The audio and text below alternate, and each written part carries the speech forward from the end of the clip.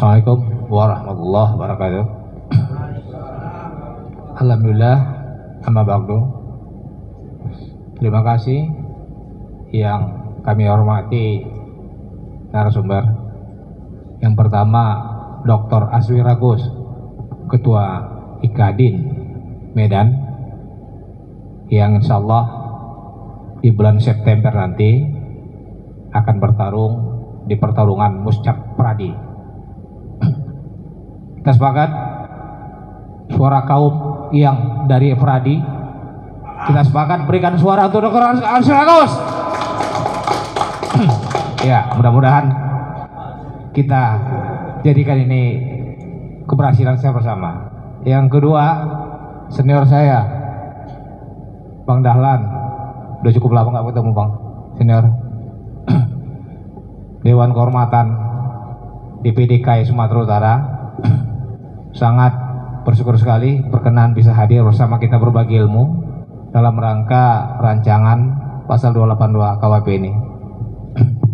Yang ketiga, ibu kami ini, kaum ini punya kan fakultas hukum ini. Walaupun Dr. Zainuddin yang hadir, tapi tak salah sebelum dimulai, Pak Dokter, kaum ini anak-anak fakultas, kaum ini ada 80 orang. Insya Allah kaum akan jaga reputasi Fakultas Hukum UNSU dalam perjalanan sehari-hari, Pak Dokter. Alhamdulillah, pada kesempatan yang berbahagia pagi ini diberikan kesempatan pertama pada kami mengupas bagaimana rancangan pasal 282 KUHP tersebut. Saudara sekalian, perjalanan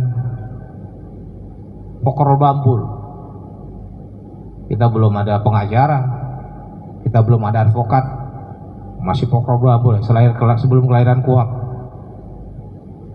Kemudian pasca lahirnya KUHP, cuman satu pasal saja ya memberikan kewenangan pada penasihat hukum, pasal 56, dalam kondisi imperatif, dalam keadaan memaksa, maka tersangka yang diduga melanggar tindak pidana dengan ancaman maksimal 5 tahun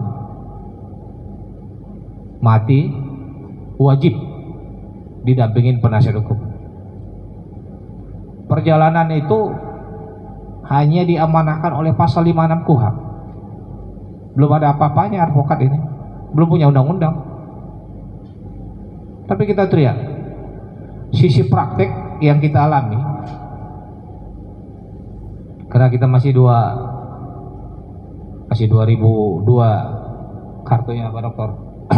Tapi sudah sempat mengalami sebelum 2003 bahwa ada kesan advokat ini profesi yang kalaupun kita katakan officium nobile, ini tidak, hakikatnya di lapangan tidak kita rasakan. Alhamdulillah dengan perjuangan 2003 Undang-Undang 18 2003 kita punya undang-undang yang mensetarakan kita dengan para penegak hukum, kejaksaan, polisian, hakiman, sehingga kita menjadi salah satu bagian dari caturwangsa.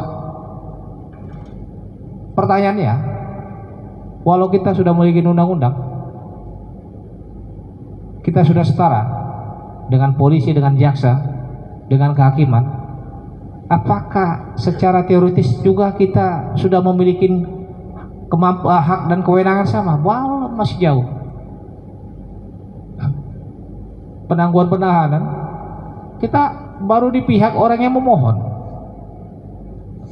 Anda bayangkan dalam undang-undang kita memiliki hal yang sama, tapi dalam kondisi tertentu kita menangguhkan penahanan, kita bermohon.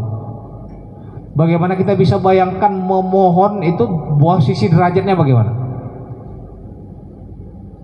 Masih banyak yang harus kita perbaiki, masih banyak yang harus bagi seorang advokat demi hukum ya. Karena sebelumnya kita masih mengalami pengacara praktik. 2002 itu masih pengacara praktik. Di 2003 baru kita menjadi advokat demi hukum, yang tak perlu SK Menteri Kehakiman lagi pada masa itu, Menteri Hukum dan HAM sekarang ya. Sudah sempurna. Secara undang-undang kita sudah miliki, hak kita di lapangan. Belum. Menangguhkan orang yang kita masih bermohon. Praktek di peradilan, bagaimana kita mendampingin klien, orientasi praktek yang kita lihat di lapangan, hakim banyak lebih berpihak kepada ketentuan-ketentuan yang ada di BAP plus diperjuangkan oleh kejaksaan.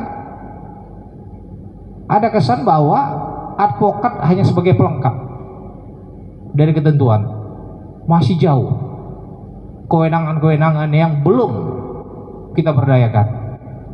Lalu tiba-tiba saya kira dengan adanya rancangan pasal 282 ini, sebagai seorang advokat rasanya pantas kita untuk menjadikan diri kita malu. Kita sebagai pihak yang dianggap perusak penegakan hukum,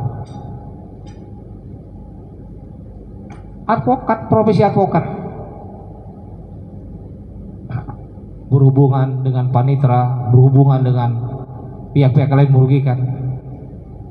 Saya kira dengan kehadiran rancangan pasal 282 itu memberikan suatu stigma buruk bagi profesi advokat, bahwa perusak penegakan hukum di negara ini advokat. Karena itu rasanya sebagai seorang advokat pantas kita untuk menangis. Kok profesi kita yang notabene officium nobile dipertontonkan sebagai profesi yang bahasa umumnya profesi yang buruk, merusak. Jelas secara pribadi sebagai seorang advokat dan harapan kita sebagai pada advokat lainnya, tak ada kata lain, tolak. Kita sepakat penegakan hukum itu harus dilakukan.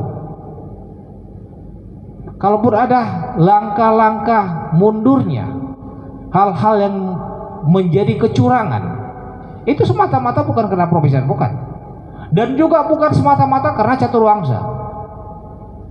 Maka harapan kita ke depan, kalau ada penegakan hukum yang dilakukan, bentuk kesalahan, bentuk mempertontonkan sesuatu yang tidak baik itu jangan hanya ditujukan pada korban, tujuan pada semua pihak. Caturwangsa punya peran. Siapa bilang di lapangan petugas kepolisian berpangkat bribka dan sebagainya bisa merusak hukum? Jaksa penuntut umum, panitera pengganti yang lebih hakim daripada hakim dan hakimnya sendiri serta advokatnya sendiri gitu. Dan mohon maaf, ada pihak lainnya yang memiliki kekuasaan. Jadi kesimpulannya bahwa secara pribadi saya mengajak pada para advokat yang ada untuk menolak rancangan pasal 282 itu karena jelas mengkerdilkan dan mempermalukan profesi kita kalau itu dijadikan. Yang kedua, kita sepakat bahwa penegakan hukum harus ditingkatkan, harus dipersempurnakan dengan mengambil peran-peran semua lembaga yang ada dan pihak ketiga lainnya. Tidak cukup pada hanya advokat untuk perbaikan itu, tapi caturwangsa juga diperbaiki dan peran-peran pihak ketiga juga harus diperbaiki. Harapannya ke depan, maka pertemuan ini nanti bisa dapat memutuskan dalam satu bentuk apapun untuk kita berikan kepada pihak terkait bahwa kaum su pada pagi yang berbahagia ini dapat merupakan satu ketentuan menolak adanya rancangan pasal 28 KUHP. Saya kira mungkin itu dari kami, nanti mungkin kita perdebatkan. Sebelumnya saya kembalikan pada moderator. Akhirul kalam. Alhamdulillahirabbil alamin. Assalamualaikum warahmatullahi wabarakatuh.